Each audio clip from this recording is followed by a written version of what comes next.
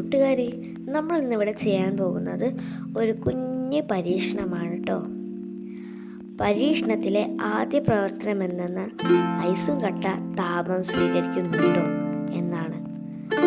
ഇതറിയാനായി ആദ്യം ഒരു ഗ്യാസ് സ്റ്റൗവിൽ ഒരു പാത്രമെടുത്ത് കുറച്ച് ഐസ് ആ പാത്രത്തിലിടുക.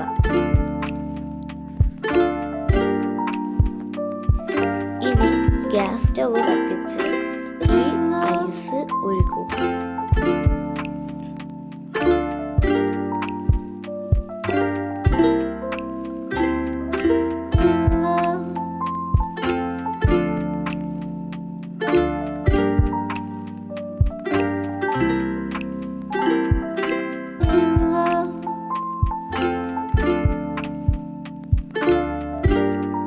ഐസ് ഉരുകി ജലമായി മാറുന്നത് കണ്ടില്ലേ?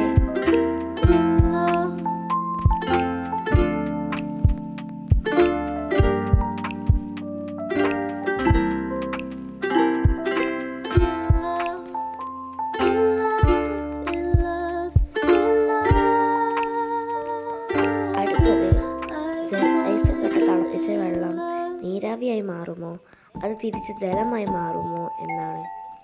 ഇതിനു വേണ്ടി നമ്മൾ ഐസും കട്ട അലിയിച്ച വെള്ളം ഒന്നും കൂടി തിളപ്പിക്കുക. തിളപ്പിച്ച് നീരാവി ആയി മാറുന്നത് കണ്ടല്ലോ. ഇതിന് ഒന്നാമത്തെ ഉത്തരം എന്താണ്? ഐസും കട്ട തിളപ്പിച്ച വെള്ളം ചൂടാക്കിയാൽ അത് നീരാവിയായി മാറും.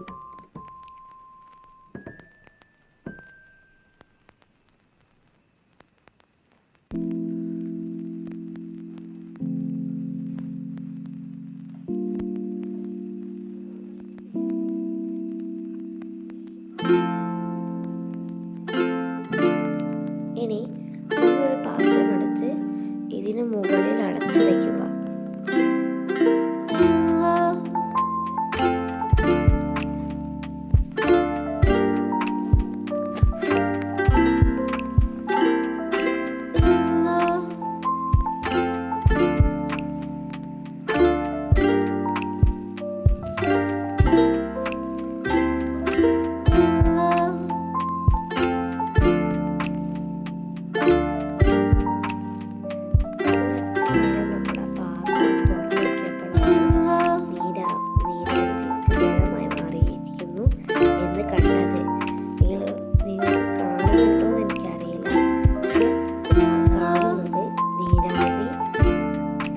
ജലമായി മാറിയതാണ്.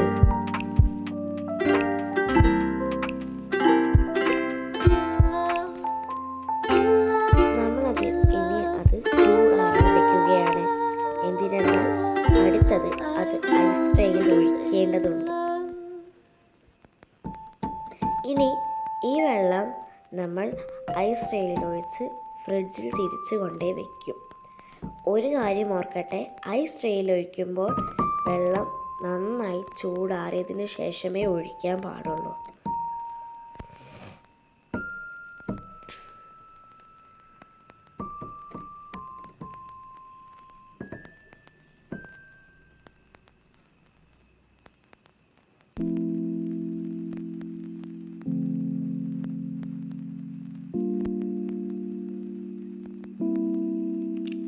ഇനി നമ്മളത് കൊണ്ടുപോയി ഫ്രിഡ്ജിൽ വയ്ക്കും.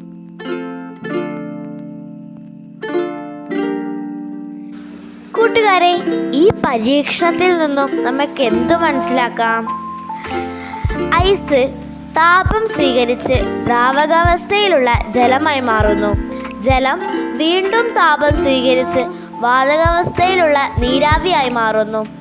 താപം നഷ്ടപ്പെടുമ്പോൾ ജലമായും വീണ്ടും താപം നഷ്ടപ്പെടുമ്പോൾ ഐസായും മാറുകയാണ് ചെയ്യുന്നത്. നന്ദി.